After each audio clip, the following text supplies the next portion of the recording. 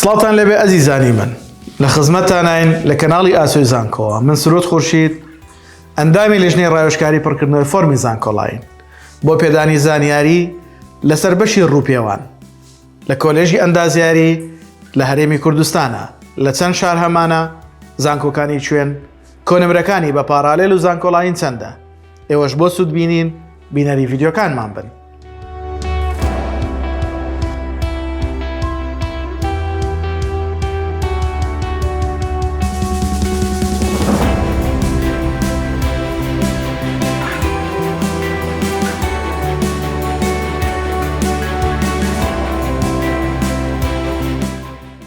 سپاس بۆ لایک و کۆمنت سەبسکرایبکردنی کەناڵەکەمان.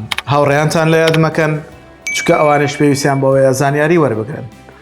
ئێوەش کاتێ پرسیارێکتان بۆ دروستە بێ یاخۆت شتێک ڕوون نییە لەلاتان، ئێمە لە خزمەتتاین وەکو کەناڵی ئاسۆی زانکۆ بۆ وەڵامدانەوەی پرسیارەکان و لابردنی ئەو شک و گومانانەی کە هەتانە لەسەر بەشەکان.